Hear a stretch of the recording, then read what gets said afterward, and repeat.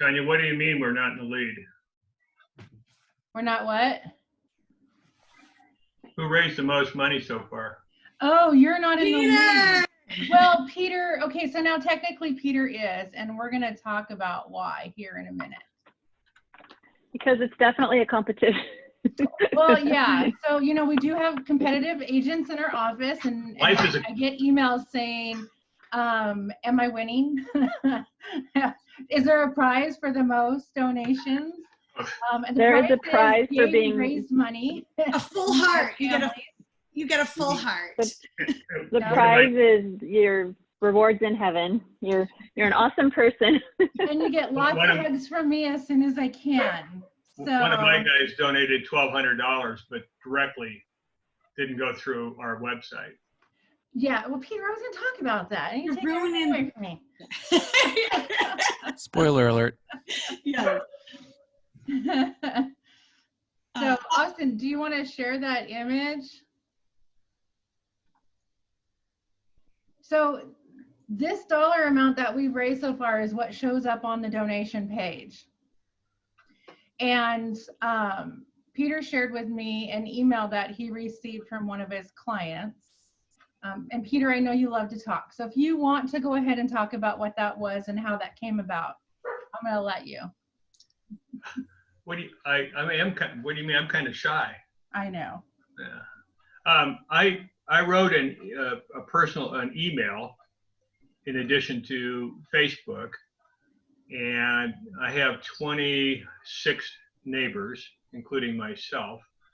And I sent it to them, and I would be happy to share it, but basically said extraordinary times. This is what Red Day is. We got shut down by COVID-19 for appropriate social distancing. The only thing we could figure out to do was this, so jump in. I've got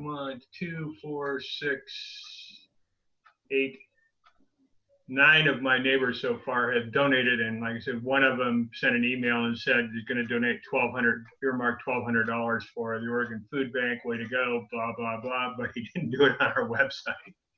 Yeah, but he's not the only one. We've had some of our other agents that have received checks to the Oregon Food Bank that we've had them mailed directly in. But Peter did get the largest donation so far. That's not included in this dollar amount because we're sharing what is actually visually available on our Mighty Cause. Austin, what's the next one? How many people have we fed? Look at that, guys. 11,220 meals is what our donations will be providing to families in Oregon. And our goal at $5,000 will feed over 15,000, it'll be 15,000 meals. So we're still not there yet. We want to keep on going, and this goes all the way till the end of May. So continue using it in your conversations. Jenny Hill was telling me that she had a conversation with her clients about it, and the lady made a donation. And then guess what? She also is becoming a buyer and a seller at the same time. So just by reaching out and talking to her database, her friends, and her sphere about the Red Day donation and how we're giving back to our communities, she now has a buyer and a seller.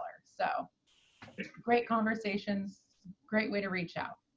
And Tanya, just to prove that I'm not competitive, we have 27.4% of all the donations from the Clark Group so far. Not that I'm counting. Look, Peter, I know you are. slide. But Peter, I can tell you this: Dwight is waiting to the end so he can do a final donation. Well, then let's up the goal. Let's double it to 10. We're hoping to actually we've reached our goal. Now we're going higher. So we're not stopping at 5, just so everybody knows. I sent the email out again this morning, yesterday afternoon to the neighbors that failed to contribute. I'm sure you did. Yes, I did. Well, here's a great little slide. If you want Austin to share this with you to send out to your family, your friends, your neighborhood, you can share that. All right. And these were posted on our Facebook, inside and outside. So if anyone wants to grab it from our outside Facebook page, you can share from there and post it all over your own websites without having to recreate these images. And I even figured out how to attach a URL to a JPEG in an email. Good job, Peter. Uh-huh. What is happening, Peter? This is impressive. Right. Great work, Peter, and everyone, and all the agents who have participated, and everyone from our office. It wouldn't be successful without the participation of you all and reaching out to your clients and family and friends. So excellent. Everybody who's got an HOA with a neighborhood with a directory with emails should send it out. In addition to, you get a lot more response than a Facebook. Yeah, that's a great tip. And I can tell you guys, Linda and Peter are like side by side on how many donations that have been actual, not dollar amount of donations, but number of donations. So way to go, Linda. Yeah, Linda. Yeah. Good work, everyone. Yeah, so we still have another week and a half of the month. So let's keep chugging along. Want to see what the email look like? Yes, Peter, we do. Please. How many does Linda have? Well, now I gotta look. So Peter, you go ahead and show while I go grab numbers. How many does it take to be in first place? There's Dwight. Peter, I told you. I'm sorry, I can't tell you what the other offer was, Dwight. It was a really strong one with all cash, fast close. That's all I can tell you. I just want to know what Peter's numbers were and Linda's numbers were. Okay. Linda has 15 donations. Oh, I'm on mute. No, I'm not. What? Linda has 15 donations, individual Ooh. donations so far. So this Oh, is Linda. a real simple email, but it works. Okay. Yeah, that's great. Let's see. If you send that, maybe we can share that on our Facebook. I will send it to you. And by the way, Dwight, I'm not paying any attention at all to this, but these are my donations so far if you want to take a screenshot. Peter, you're at 14. Okay. Thanks for setting the bar, you guys. Linda's actually in the lead. She has 15 donations. Peter has 14 donations. So apparently it's a competition in the market center. Well, I love the competitive spirit, especially when it's doing good for the world. I mean, there's so many more families in need of food right now and have that food insecurity. So we're really, really helping out our fellow Oregonians on that. So great job, everyone. And then you heard from Tanya that Jenny got a brand new listing and they're going to buy just from calling someone about the Oregon Food Bank. And she said it was someone that she didn't expect to be wanting to move up. So awesome. Today, we are going to talk about listings. So overall, our office, OAR, NAR, everyone is down on listings, right? So we've been able to maintain pretty well through March and April, but looking ahead, it's gonna be a little bit scary unless we really kick our listings in gear now. So how are we gonna make up that about 40% that we're all down in listings, right? So you're gonna probably be talking about listings for maybe the next couple of calls. And today's discussion will be some of our agents who are having some success in getting listings right now, and from everything from finding the opportunities to winning them and then to selling them. But really right now we want to focus on where to find them and some creative ways to do that. So let's hear from, let's start with you guys, Alex and Peter. How do you guys find your listings? Who are you targeting right now? What is your strategy to find and uncover the opportunities right now? Yeah, so a lot of our business, the last couple of years, it's been increasing, but we're now north of 50% of our business is coming from past client referrals, or sphere of influence referrals. So no buying those, doesn't cost anything to get other than keeping in touch. It's something that we've been working on tremendously and with purpose. And so that's where at least 50% of our opportunities and listings are coming from. We're also getting We got a couple listings from open houses that were, I guess, late last year that ended up listing this year. And then let's see, agent referrals coming in. So we get a fair amount of agent referrals from out of area coming in. And it's a big piece of our pie. I think it's about 25% of our business roughly. So that's at least the sources where they're coming from. And then Peter, I know you do a lot of the listing presentation part. How are you adapting that presentation, or what, additional pages are you including now to help ease any fears and concerns that sellers have? Well, like one of the interesting things that, as Tanya pointed out, I like to talk when you're not in front of people and you can't read their body language necessarily when you're doing like a virtual presentation. One of the interesting things I found for myself is that I ask more and better questions of the client rather than selling what we do. And so that's hopefully, if we ever get back to quote more normal, that will carry over because it's been very valuable. But we're basically, I think we've done 3 Zoom listing presentations only so far this month. And a couple of them were competitive, or they were all competitive, but one of them was competitive with people that actually went to the listing. And knock on wood, so far we're batting 1,000. We got all 3 of them. And so it's a matter of, setting your value just like anything else, only you probably have to do it besides just talking. I mean, we use PowerPoint, but the thing that I have been most excited about recently is Cloud CMA. And I don't know how many of you have gone into Cloud CMA, but there used to be where you could get a PDF or a slideshow. And now the slideshow button is missing, and there's something called live report. And it is spectacular for virtual listing presentations. I actually have one up on my screen if you want to see what they look like. Imagine that. And just a reminder that all of you have access to Cloud CMA. We provide that to you at no charge. So if you're not taking advantage of it, definitely something to check out, and you can access it straight from RMLS. And Dwight and Tony and I are your benefactors in it, but that's not important compared to what it can do for you by using it. So can you see the screen now? This is one for Southeast 157th. We'll be doing this today.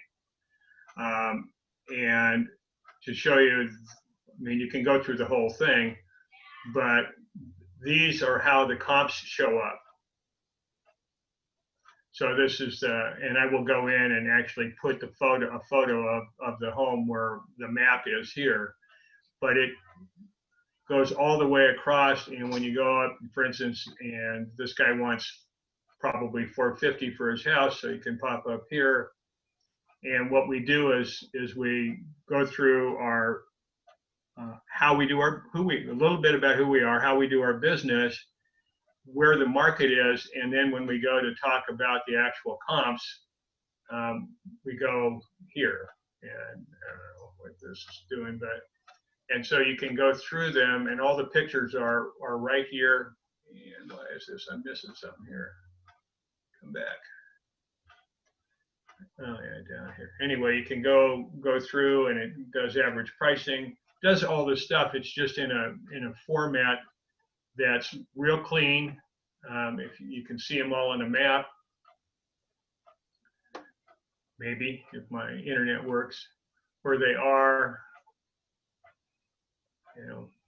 all of this information, and it's like all the rest of Cloud CMA, it's just automatic.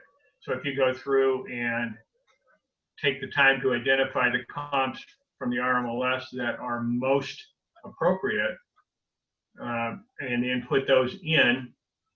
I call it my apples to apples approach. So this is basically a single level 1956 ranch, and that's what all the comps are. And he just pops right up here and does this, and it's for talking over Zoom in that presentation, it's fantastic. The one thing that I did notice is that, amazingly enough, according to the Z estimate, they're within 0.9% of the Z estimate and the actual. And if I go back and look at the history of these, I think Zillow might be lying. I'm just saying. They were never quite that close, but to what they actually sold for. So that's one of the things that has made life a lot easier in the virtual realm. So. Awesome. Thank you for showing that, because a lot of people have probably used the PDF version, but not that the slideshow, or what they're calling it now, with the live presentation. Yeah. So it's just called View Live. View Live. And it is the easiest way to get the point across, I think. So Looks to me like we need to have Peter teach a Cloud CMA class. Hey, dumb question. How would somebody set up a Cloud CMA account? You talk to Melanie or Tanya, or I think. Yes, Melanie should be able to give you a password for Cloud CMA, and then once you log in, you can access it from Cloud CMA directly, or if you're in RMLS and you select your listings, you can just do the drop down and say export to Cloud CMA, and it pops all those in there. Yeah. Yeah, I set everybody up at Cloud CMA when we onboard, and you should get an email from them. And the password is the consistent password that is set up on your other profiles. But if you don't know your information, reach out to Melanie. Oh yeah, for sure. Yeah, if you need help with that, definitely. Not a dumb question, Cam. And please, anyone, as we're talking about listings, chime in with any advice, challenges you're all having, because today we really want it to be a good conversation and collaboration from hearing from you guys. One of the things, Karine, that we implemented a couple of years ago, 2 or 3 years ago, that has made a profound impact on our conversion rate on going on listings is doing pre-qualification with the sellers. I do it normally a day or two ahead of the appointment. And I'll show you what it looks like. I have this PDF. I found it online somewhere. It says down at the bottom, Ignite or something like that. I found it offline via a Canadian website when I was looking for pre-qualification sheets. But this, I run through these questions with this potential client, seller. There's page 2. And they give me answers, and it takes about 5 to 10 minutes to do it thoroughly. What I found is when we then go in person or Zoom or whatever and actually meet with somebody, there's a better rapport established, because we're not talking about us and how good we are or just a house or whatever, and we're talking about goals and fears and that kind of stuff. And they feel a lot more comfortable with us, and we're armed with a lot more information to be able to tailor the presentation to them. It's been an incredible tool for us and really had a big impact on our conversion rate.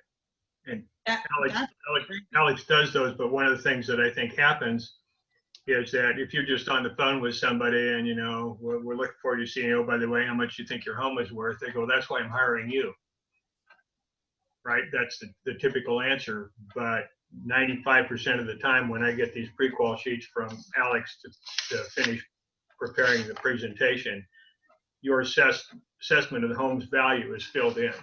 Because when you go through all of the other things that he does, as he was talking about their goals and where they're going and what they like about the house and blah, blah, and don't. It's too many yeses in a row to say no. If that makes sense. Yeah, that's Alex is good at making everybody say yes. Mm-hmm. I was gonna say, I've heard Alex on the phone rolling through those, and it's great. Yeah, and I'm getting all that information ahead of time and getting to know them better. The way you ask questions, it doesn't allow for a no answer. I don't even want to go on a presentation where we haven't been able to get one of these filled out. I mean, it's just that valuable. Thank you for sharing, you guys. Such good tips. Go ahead, Cameron. I was going to jump in and say, we talk a lot about how the commercial, KW commercial, that commercial aspect of our business can be a value add in your conversations. But we're actually in the middle of doing the exact opposite as well. So we have some commercial land, and because of COVID, they need to get out and liquidate their land sooner rather than later. And so what Mike Kaufman and I have been doing is on all of our shared listings, calling different people that have land that's adjacent or close to the land that we have to try and get additional listings. And we made started to have some good traction with a couple neighbors on some apartment land that we have. And then the conversation sort of dead ended because large developments take so much time and they wanted to liquidate sooner, and there are two lots that they have.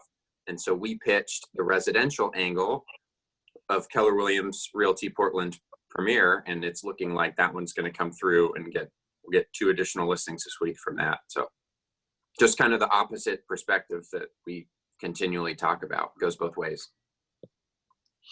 Yeah, and I've seen that before in my career where developers buy a piece of property. Usually they have houses on them, at least in my world.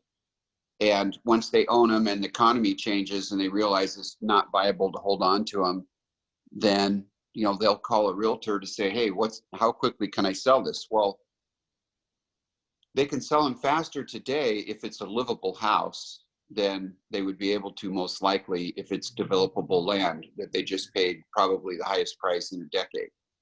So houses are continuing to sell over and over. You don't have any development review issues. And so in the case that Cameron's talking about, each of the parcels that we're working on have a home that the developer completely disregarded because he expected that it would be torn down. But we're actually going back through now because we think the highest and best use today in the new market may be to sell each of these homes on acreage in a great location. And the developers agreed and said, wow, okay, well, if Team Schwab in this case can sell them as residential houses faster than Team Commercial Schwab can sell them as commercial developable land, that's good for us because we just need the money. And I've seen that. Builders are going to start to shed some of their projects that don't make any more sense with what's going on right now in the development world. Banks have cut back their credit lines. The whole world is changing in that area. Oh, and by the way, it doesn't preclude them or us internally within Keller Williams from trying to market it in both regards. So we already have the adjacent commercial property on the market, so we have a head start. So we may end up having a commercial offer that we can compare with a residential offer, and we do expect the commercial timeline to be greater, but if the value is that much greater, maybe they're willing to take the risk. Love it. Thank you, Cam. So yeah, don't forget, we can leverage our commercial team. So if you have questions about that, you can reach out to Gary, you can reach out to Cam, and see what might make sense for your buyers, or if you just have general questions about commercial. Hey, could I add to this while the thoughts in my head? So, from the market center standpoint, we're trying to raise the conversation about how we get listings right now. And this is a classic. Builders and developers will have inventory they don't want right now. So for agents in the office that have relationships with builders and developers, we should be calling all of them to say, hey, with what's changing in the world right now, is there anything that I can help you with to get sold quickly that we can get cash into your business? And that's what they'll do. They'll want to hold on to their best projects and sell the things that are their worst projects that take the longest to come online because their short-term needs are different today. And so that is a source of business. Call. And the same with investors, the same with flippers, right? We have all these flippers out there that suddenly their banks may have called and cut back their credibility. They may have to sell things quickly because they had sale fails and they had timing and cash needs, and it was all planned out, but then it didn't work according to the plan. And this is when they look around for realtors that know how to navigate the market today. So those are all great sources of business today. Thanks, Dwight. And Morgan asked a question in the chat. She says, what about investors who are flippers? Yeah, so I'll just address that. Investors that are flippers, this is their challenge. So it depends what price point they're in. So they're probably absolutely fine if they're down below 500 or 600, because we can all see that those are selling like crazy. But in the last downturn, I had someone that we had a relationship with, and when the market cratered in 2008 in the fall, he had, I think, 4 or 5 homes over $1 million that he was flipping over $1 million. And he basically went out of business because we couldn't sell any of them for what he was into them. And so in this downturn, it depends on where the flipper is fishing, right? If he's in that $300,000, $400,000, $500,000, $600,000 price point, I'm sure his urgency is up and he's trying to clear his inventory out to get his risk down. So those are great people to call. If it's an investor, just a simple investor, this is probably, if you can find the next investment, this is a great time to move up. They may have more equity than they think they have in that single family rental home or duplex or threeplex or fourplex that they've owned for a decade. And this might be a time for them to actually move up. And, you can do sort of reverse exchanges, right? So you can take a fourplex that you own and exchange it into 3 houses that you may want to sell one every 3 years if you're looking at a retirement plan. You could take a single family home right now that you have 200,000 or 300,000 equity and exchange it into 2 new single family homes, doubling the value that you have. So this is, with rates the way they are, that's the fuel for all of this for investors. So this is a great time to be ringing any clients that you have sold investment properties and saying to them, hey, the market is pretty crazy in the price range of home that you own that I sold you in 2013. Would you mind if I just do a CMA to give you an update on what we think the value is? This might be a good time for you to do an exchange. And they would say, well, what do we buy? And you would say, well, how about 2 of what you have right now? Or 3 or 4. Great tips. And remember, reaching out to investors, builders, and being, thinking of who to target during this time, and be strategic about who we're calling. One thing I want to go back to is Linda had asked a question in the chat of, on Cloud CMA, do we select the comps or let Cloud select? The feedback that I've heard from most people is that if you let Cloud select, it doesn't select the best comparables. So I think what most people do is go into RMLS and pick them themselves. And then you can either copy and paste the MLS number into Cloud CMA or just go straight to it from RMLS. I think that if you don't do that, you will not get the same value out of it. I mean, we still need to work and go through the comps and identify those that are actually comparable.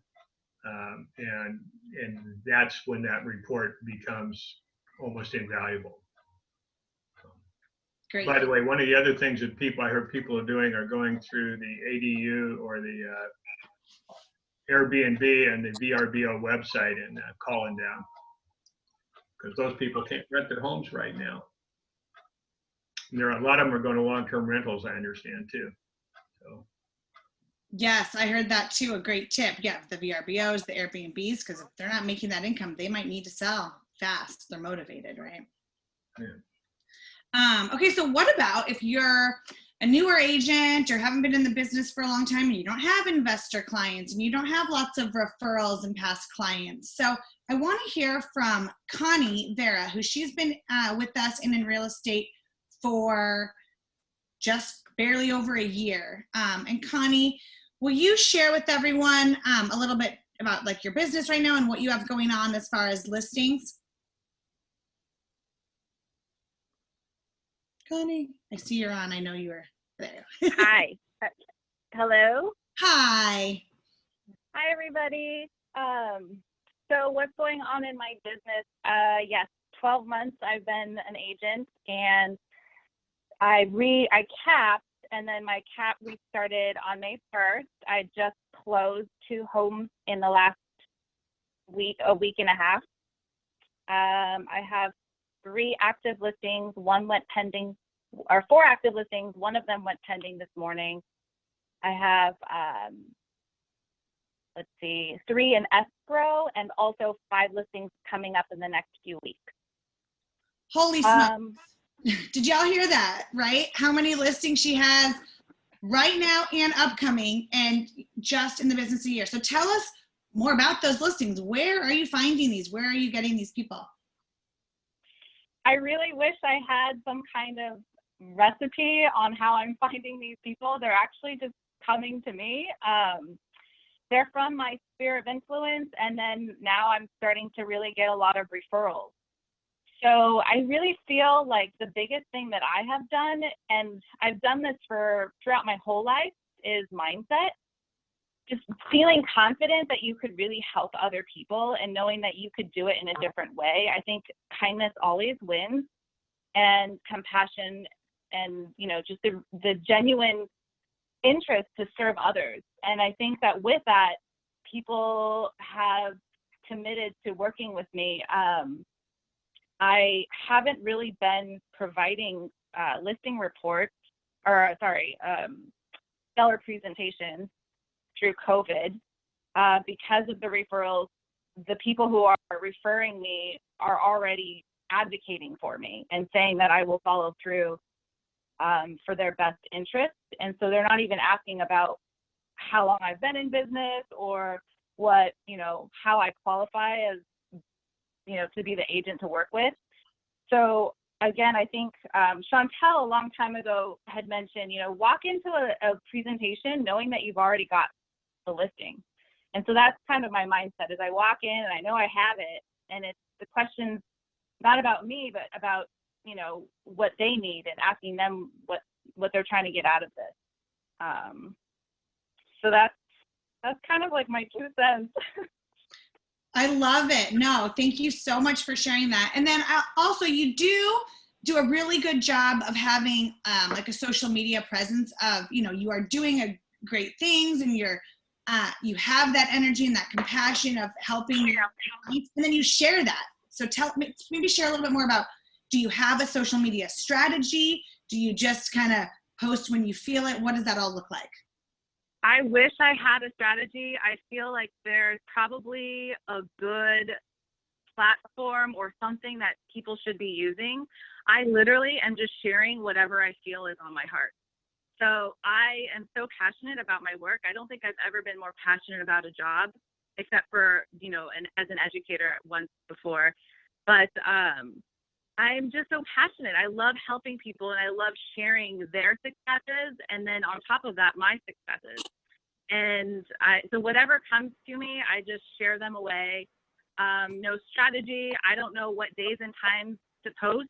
I don't even know what day it is sometimes. So I just post whatever just lands on me, and I just continue to spread that goodness and share away. So no, I don't have a strategy. I just am open. I'm an open book. What does it mean to share their successes? What does that mean? So when I post something, I always post a little story about somebody. Each client who comes to me. So my motto really is that it's humans over homes. That's the way I work. And I think human relationships are always trump anything else in any kind of business. And for me, having been in foster care when I was a kid, I always dreamed about this beautiful, forever dream home for myself. And I know that with that, everyone else has a story as to why they need to buy or sell. And so when I talk to my clients, I ask about, we get into, a little bit more deep stuff about why they're needing to buy or sell, or there's a death in the family, somebody's getting divorced, they need to move and they need to do a quick sell or whatever it is. And so I take those stories and I don't share things that are too personal, but I share little bits of it. Like, you know, my client really needed to buy a house because their temporary housing is going to expire next month, and we closed in 11 business days, and it wasn't an all cash closing. And those are the kinds of successes that I share. I share a little bit about what they needed, and then I fulfill that for them. Just Facebook? Facebook, and I have an Instagram page. So those are the only two. I've never purchased marketing. I tried the Facebook command ads. I paid like $5 for it, but I don't pay for any advertising except for business cards. Do you ask for testimonials? I do. I do ask for testimonials, and I share the reviews as well. Although I'm working with Tanya now to go back on the foundations of my business because I don't really have a good website or anything like that. When I started 12 months ago, I kind of hit the ground running, and so I was too busy working with clients that I never worked on command or other things. So I'm starting now to build the foundation. Amazing. It's so incredible, and it's so inspirational to our newer agents that you don't have to, have all these past clients for the past 10 years to be successful, and the way you do business too. And you have spent $5 on marketing. That is crazy, right? This year. So I have a question. When all this COVID started, everyone said to cut back on costs. So I'm being a little frugal here. I actually have a question for you, Connie, too. Word of mouth is probably the best marketing you could ever have, and it doesn't cost anything but your own self and what you provide. And I'd like to make a comment that none of us started in this business with a book of business. Because we have past clients, we got there a specific way. I mean, over time. So, everybody can do it. Everybody that's on this call. So. Well, and I would add to that. I mean, just based on your enthusiasm, you're making clients for life right now, right? Because we're in a one-of-a-kind market, and you're delivering closings in 11 days and whatnot. And you're sharing their stories. And so now you're making clients for life. And Peter and I know as the people that have been through downturns starting with the 80s, that it's the clients that you get in tough times that remember you and appreciate everything you're doing at the highest level. In really, really good times, these clients tend to think it would have happened without you in some way. But in difficult times, they listen more and they're much more appreciative. And these are when you're going to get more clients for life. That's the good news about a challenging economy. And I think you'd agree with that, right, Peter?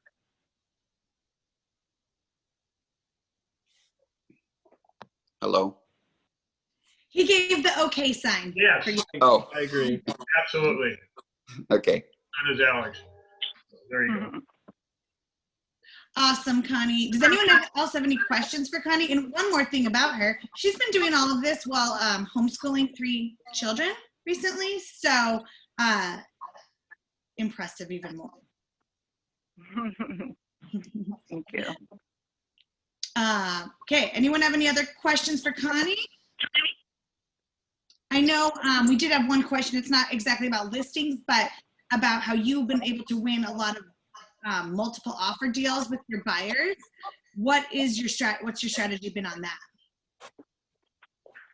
It's really my rapport with the other agents. I call them. I don't do email communication or text messages. I call them and I converse with them verbally and understand what it is that their seller needs, because it's not always more money. And so we just, I have a goal. My buyer wants a house. They have a goal. Their seller wants to sell it. How do we come to terms with that? And verbal communication to me, is always the best way. Thanks for sharing. Yeah, and it just goes back to your principles, right, of connecting with people. Right. Okay, Connie, well, have a great rest of your day. Hopefully you can hang on the call. But Yes, I gotta go teach my oldest one here.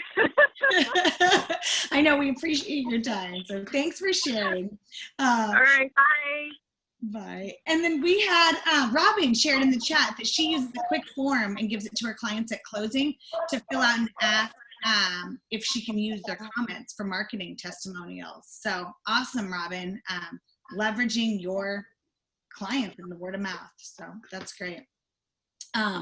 Let's turn it over to Kim Childs. Kim, do you tell us more about how you've been getting listings and what your strategies are, and especially in a downturn time? Well, one thing at the beginning of this year, I thought, oh my gosh, my year looks like it's going to be so good, right? And then a lot of my sellers weren't wanting to sell. They were holding off and concerned, and you know, it was very emotional for them. So giving them facts and stuff like that, you know, it was hard to get them over the hump. But what I did is I stayed in touch. And so I do have a lot more listings that will actually be coming on. Like one guy, he's very different, and he would go back and forth, and he said, I don't want anyone in my home during COVID-19. I'm like, okay, yeah, no, I understand that. And so, but then I kind of gave it about 6 weeks, and I contacted him again, and he's like, Kim, how do we sell this during COVID-19? Right? So I think it's follow up with any possible lead that you have, and making sure that you're where they're getting their information, you know, and that. So the leads, I don't know. Most of my stuff is referral, kind of like what Alex was saying. It's pretty much my sphere, them referring me, or past clients or them referring me. That's mostly where I get a lot of my listings. And my strategy has always been to do a really phenomenal job for my sellers so that they will want to refer me. And then I've been making some phone calls, like a past client where I helped them sell and buy, and then I helped her exchange a condo in the John Ross. I just followed up with her because she kind of owed me, to be honest with you. I won't go into why, but we're good friends too. And she's like, Kim, I just referred you to this person, you know, and here's the, you know, so just top of mind, you know, and then getting that name, and then follow up. Yeah, so you're probably one of the best agents as far as that follow-up, that continuous communication. I know are you still doing all of your pop buys that you did before? We're still doing pop buys too, but I really keep those because it's a lot of time and effort to do that. And I really keep it to my top like 25, you know, the ones that have referred me over and over and or done multiple deals with me. Those are the ones that I mostly do that with. Or it might be someone that I've just finished doing a deal with that we're particularly, you know, connected and good, you know, had a good experience or whatever. But, you know, I just really try and go above and beyond. Like I have one closing this Friday, and there were 4, you know, you get set up on a listing and you think, okay, you know, T's are crossed, I's are dotted, let's go, right? So it was in Southwest Portland, and I put it on March 2nd. And the first thing that I figured out is we were just a little overpriced, not a lot, but just a little. And it was an elderly couple. I wanted them to have it, right? But I had to tell them after 2 to 2.5 weeks, we need a price adjustment. So we went from 8.25 to 800. Well, now we have COVID-19, and that's throwing a wrench in the works. We had a buyer and they backed out. They were uncertain. So now we have to kind of deal with that, right? Then we had the next door neighbor starts trying to put up retaining walls, and there's confusion over the boundary line. And my seller doesn't even really know where the boundary line is. So we have to call a surveyor in to get everyone on the same page on that, because we've got a new buyer coming in what we thought was 2 weeks then, except, oh, nope, there was a delay. And, you know, the HELOC that they're using, so they have the conforming loan and then they have a HELOC on top of it. That delay is now 2 weeks. And I think the biggest thing is, as soon as something happens, I call my client right away and I tell them what's going on, but I have a solution for it, right? So that they feel confident and comfortable in what's happening. Because, you know, like when we were getting comments like, oh, it needs too much work, this and that, they're wondering what's going on. And I tell them, hey, we need a price adjustment. Here's what's going on and here's why, right? So whatever it is, I just really stay in close contact. And they've told me over and over, like, you know, how much they appreciate me. They think I do great work. They want to refer me. But it's just really, it just makes me feel better to do a really good job for them, which essentially is staying on top of it and communicating with them. Like Connie said, on the phone, not sending just a bunch of emails that they open and go, oh no, you know, that kind of thing. And then from that, you do get referrals. That's great. And I love how you brought up that you turn some of those problems into opportunities for you to shine and show a solution, because we share a lot of successes on these calls, but the facts are, you know, everyone's struggling with difficult transactions due to COVID or construction or things you don't expect. So I love that you shared how you work through those and how with confidence. And you want to try and do that, right? Because the opposite doesn't sound too appetizing for anyone. Them or me. Right? Yeah. Awesome. Thank you so much for sharing. Anyone have any questions for Kim? Yeah, thank you for sharing.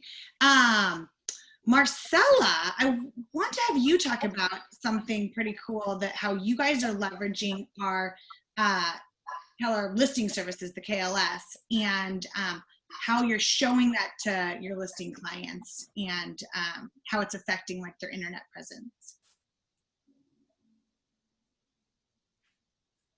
Hi. Hi. Well, Dwight asked me to talk a little bit about just like an email I send out to our clients, just following up with things. So we've got a couple of luxury listings right now that are just not a lot's happening in the luxury market right now. So it's pretty slow. There's not been a ton of showings. And they've both been on, you know, one's been on, I think, since like March, and then one early April. So I've just been putting together like detailed lists or detailed emails with all sorts of stuff for like our marketing. So I sent a list of, you know, how many views they've had on Zillow since we listed, with how many views have been in the last 48 hours, how many saves they've had, you know, that the one listing's #1 in comparison to other similar listings. I didn't tell them that that's only out of 2 similar listings, but you know, that they're #1 on Zillow, and we screenshot those kinds of things in the back end and add them to the emails. I add the RMLS report that you can get on RMLS that shows how many reports and email reports have been sent or viewed since their list date, and they're broken down by how many are going out per week, how many virtual tours. You know, if in the last week they've had no one look at their virtual tour, then I just send them, oh, you've had 211 in the last 4 weeks. 211 people have searched or looked through your virtual tour. Same thing with Matterport, how many results they've had since we listed. I went in and added, you know, how many realtors have looked at our showing protocol or our flyer or feature sheet on RMLS. We ran a Facebook ad on one of them, so I let them know how many impressions we had, how many report views they have on realtor.com, how many showings they've had, adding showing feedback and that sort of thing.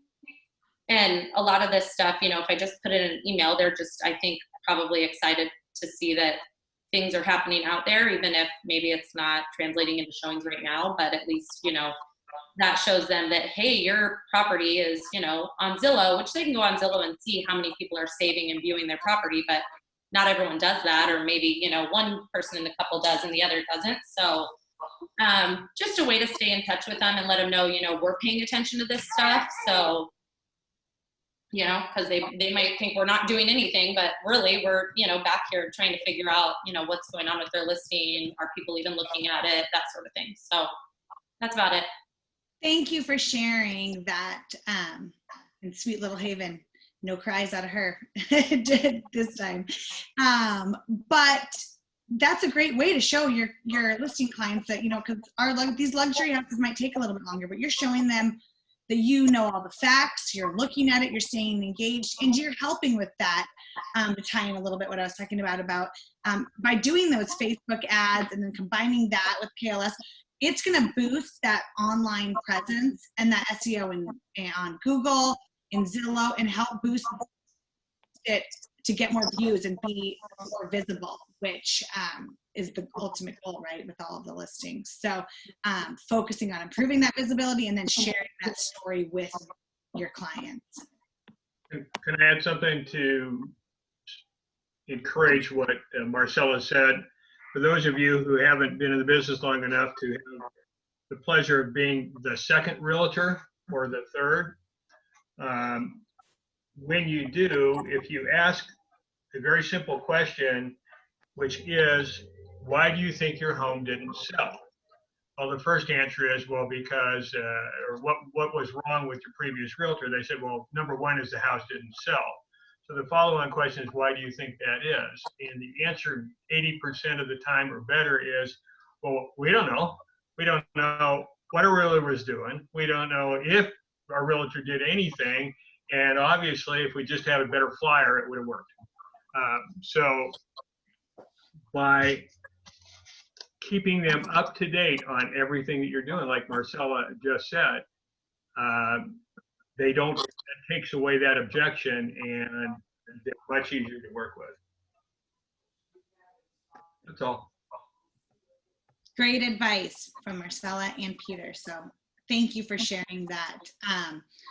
This has been a really good discussion on listings and how people get them and find them. And we're going to continue this next week as we talk more about listings and maybe objections or what people want to see in the presentation. But before we end today, I want to have Tanya, and yes, thank you to everyone who has shared, but I want to have Tanya show us all how to there's a brand new feature on our websites to show your featured listings. So she's going to walk us through that in Command real quick. Yep, it's really fast. What I want everyone to know is you'll see within your Command site pages, so you just go to consumer and click on site and app settings, and you'll see featured listings right here in the center. When you click on that, I borrowed one of Jenny's in one of my trainings, so it shows Jenny's listing here. If you just come in here and just start typing this without actually activating your featured listings feature, it's going to give you an error. So really quick, what you want to do is you want to go through the Kelly Guide for the consumer. So you're going to click on this, Learn with More Kelly Guides. You're going to click on Consumer Settings, hit Continue, get started, Next. And this is the same guide that you might have already gone through to set up your guides, your buyer and seller guide for your app and your website. And you just come down here and start the thing. It'll start with this is your app page that when someone hits the download my app button, it'll take them to a web page that looks like that. Just hit next on that. It's already pre-programmed and ready to go. Then this is the next page you get. And you're going to want to hit that tab that says show your featured listings. You get this one time to choose what you want that to say. So since I kind of help with the Market Center, I put on here featured KWPP listings, but maybe you might want to put my featured listings or just put featured listings. And then you can select your listings at that point that you currently have to add into it. Once you do this step the first time, as you can see on mine, it doesn't let me choose any of that right now because I've already done this step. So then you're going to hit save and continue.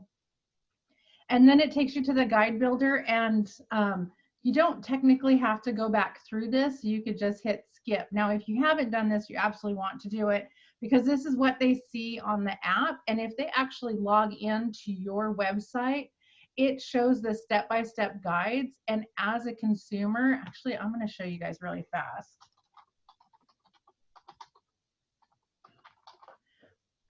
As a consumer that has signed up and logged into your website, they have a guide right here. And they can actually choose which guide they're on, whether it's buying or selling. And they can hit get started on it. And it just sends them to my first step is I want them to get pre-approved, and it's going to send them either they can check I already have financing or they can go get pre-approved with Keller Mortgage. And being logged in with you, then you automatically get emails and text messages saying that you have who your client is and that they've applied for a mortgage, which is awesome. And then they can just mark that step as completed, or they can go to the next step. So they can actually track their own. And so when you're having those conversations, you can say, that's fantastic. Good job on getting pre-approved. If you go to your guide, you can see that we are now on the search step. And then they can click on the search step and they get more information about what happens during that. And then inside of Command, you can build what you want that guide to look like. That's a whole nother thing. We've had classes on it. We can do another one. I'm going to skip that. And then this one is just the promoting your your app smart plan. So if you haven't activated that, go ahead and do that.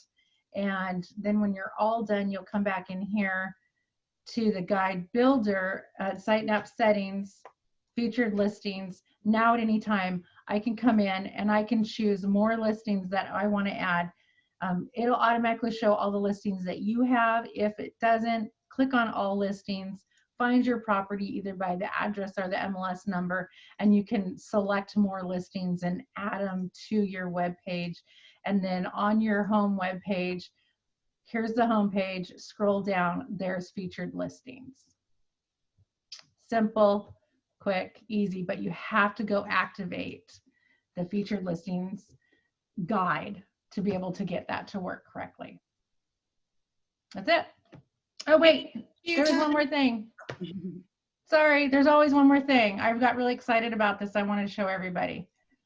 And Linda asked a question of, can we put pending and closed on there? No, because the KWLS doesn't allow pending and closed to come through on your featured listings. Only active. What I want to show everybody on your home page of your Command, you have it laid out a certain way. They now made it customizable so you can see what is most important to you. So you just click on this customize home on the top right, and you can uncheck things that you don't want to see on your home page, and then you can drag and drop and put what's most important to you up at the top. So maybe I want my goals. I really want my task at the top, sorry, because I want to know what I need to do, and they're right there where I see it. You can put leads up at the top, so anytime you get a new lead, they'll show up right away. I like to know what the product updates, all the new updates that they've done to Command so that I can bring these to you guys. You also have Notebook and the Playbook. And what I want to show you why you do not want to uncheck the Playbook is, as you can see right here at the top, it says on air in a little red button. What that means is now I don't have to go to Connect Live to see what is playing. I can click that and it'll take me right to whatever is playing right now on Connect. And of course it's pivot shift ahead. And it takes me right to it and I can start watching it. The other thing, you can scroll down here to the bottom, and the Playbook is all of the past videos or current videos that are happening. And they said that they're going to do their best to try to keep Gary, get one from Gary and have one from Gary always on here so that we have the best and the brightest available for us without having to go search and try to find it on Connect. So I was pretty excited about that, but I get excited about everything. So. Love it, Tanya. Thank you for being such an expert on Command. It is amazing to have you be able to. It is. That's why I'm an expert, because I love it. So. And you taught a class for people who want to go back and watch the recording. Monday's class was a slower version of what she just showed, right? Yep, very slow version of it. And we walked through the guide as well. That's uploaded on Facebook, or you can go to our YouTube page, Keller Williams Portland Premier. And subscribe to it so that you can easily find it on your channel. I love it. And then, yeah, Tanya's going to keep those Command classes going once a week on whatever topics you guys want. So if there's something you want to know how to do, please share. And she can focus the class on that, or maybe she's already done one that you can go back and check out. You can do it again. I love it. Thank you so much for everyone that shared today. These calls wouldn't be effective without you guys sharing all your best practices and your challenges. For anyone else that's kind of been in a time warp since COVID, this weekend is Memorial Day weekend, and on Monday the office is closed. So I hope you all have a wonderful and safe holiday weekend, safely doing any adventures you can. So That's all. Back on Wednesday, right? Yes, and we'll be back next Wednesday. And we haven't finalized it yet, but something we're going to continue the discussion about listings. So again, if you are having a challenge with the listing or something you want to talk out or strategize on this call, share those too. We want these to be the most valuable in your time. And remember, the office is open. So if you have We're business, here. business to do, come in. And we're not wearing masks right now because we're in our own offices, but in the common areas, we are wearing masks. We all have them. Bring your mask. So, all right, everyone, stay safe and have a great rest of the week. All right, bye everybody. Thank you.